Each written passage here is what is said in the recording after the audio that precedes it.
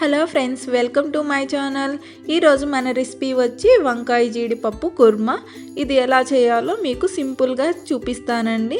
First ఎవరైతే మన ఛానల్ని సబ్స్క్రైబ్ చేసుకోలేదో వాళ్ళందరూ సబ్స్క్రైబ్ చేసేసుకోండి. ఇప్పుడు కర్రీ స్టార్ట్ చేసేద్దామా. మన వంకాయ జీడిపప్పు కుర్మాకు కావాల్సినవి వంకాయలు, టమోటాలు, పచ్చిమిర్చి, ఆనియన్స్, కరివేపాకు, అలాగే మసాలాకు వచ్చి కొంచెం అంతా జీడిపప్పు, ఎండుమిరపకాయలు, జీలకర్ర, ఆవాలు, చెక్క మొగ్గ, ధనియాలు, అలాగే 1 టేబుల్ స్పూన్ అల్లం వెల్లుల్లి పేస్టు. చూడండి, ఇప్పుడైతే వంకాయ జీడిపప్పు కర్రీ ప్రిపేర్ చేస్తున్నాను. ఈ కర్రీ ప్రిపేర్ చేయడానికి ముందర మసాలాని ప్రిపేర్ చేసుకోవాలండి. అందుకని ఇప్పుడు ఒక బాండ్లు పెట్టేసుకొని కొంచెం అంత ఆయిల్ వేసుకున్నాను. ఆయిల్ హీట్ ఎక్కినాక ఇందాక చూపించాను కదండి మసాలాలకి ఏం కావాలో అవన్నీ యాడ్ చేసేసి కొంచెం అంత ద్వారగా ఫ్రై చేసుకుంటున్నాను. ఈ విధంగా తిప్పుతూ ఫ్రై చేసుకోవాలి.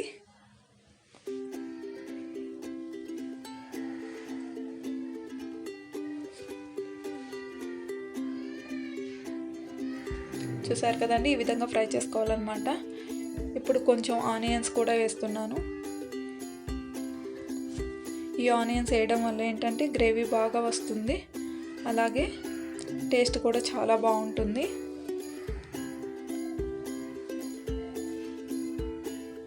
చూసారు కదండి, ఈ విధంగా తిప్పుతూ ఫ్రై చేసుకోవాలి. ఇప్పుడైతే ఫ్రై అయిపోయిందనమాట. ఇప్పుడు చల్లార్చుకోవాలండి. చల్లార్చుకున్న తర్వాత ఒక మిక్సీ జార్లో తీసుకొని మిక్సీ పట్టుకోవాలి.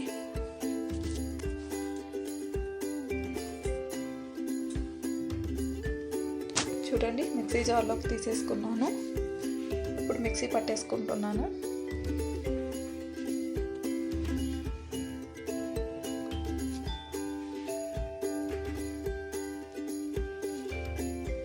ఇప్పుడు కొంచెం వాటర్ యాడ్ చేస్తున్నానండి, ఎందుకంటే గ్రేవీ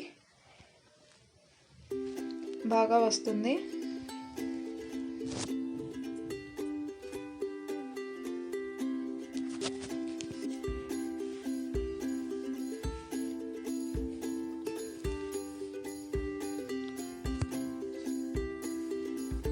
చూసారు కదండి, ఈ విధంగా మసాలాని ప్రిపేర్ చేసుకోవాలన్నమాట.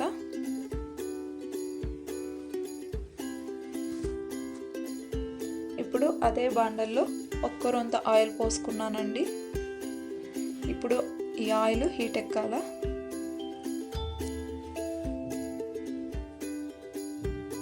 ఆయిల్ అయితే హీట్ ఎక్కిందండి. ఇప్పుడు కొంచెం అంతా ఆవాలు, అలాగే కొంచెం జీలకర్ర, కొంచెం మినప్పప్పు వేసి ఫ్రై చేసుకుంటున్నాను. అలాగే 2 పచ్చిమిర్చి కూడా యాడ్ చేశానండి. కొంచెం కరివేపాకు కూడా వేసాను. 1 ఆనియన్ వేసానండి.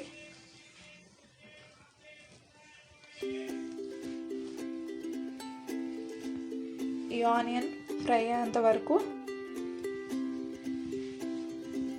ఫ్రై చేయాలి. మూత పెట్టేసుకున్నానండి. చూసారు కదా, ఆనియన్ కూడా ఫ్రై అయిపోయింది. ఇప్పుడు కొంచెం టమోటాలు యాడ్ చేస్తున్నాను. ఈ టమోటా కూడా బాగా ఫ్రై అయ్యేంత వరకు ఫ్రై చేసుకోవాలండి.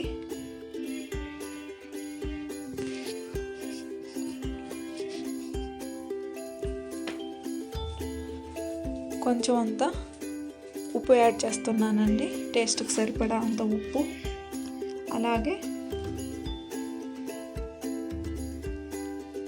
కొంచెం పసుపు కూడా వేస్తున్నాను.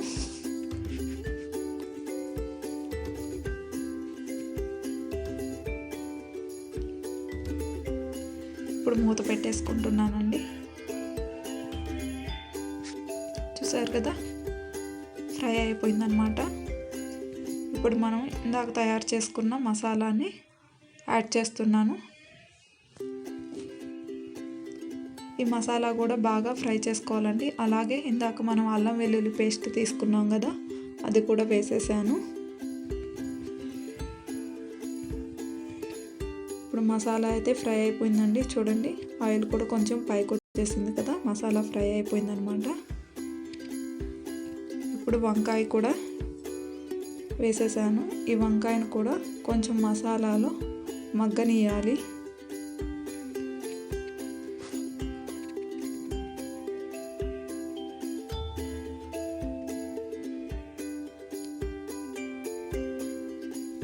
చూసారు కదండి, ఇప్పుడు వంకాయ కూడా మసాలాలో కాసేపు మగ్గిందనమాట. ఇప్పుడు కాస్త వాటర్ పోసుకొని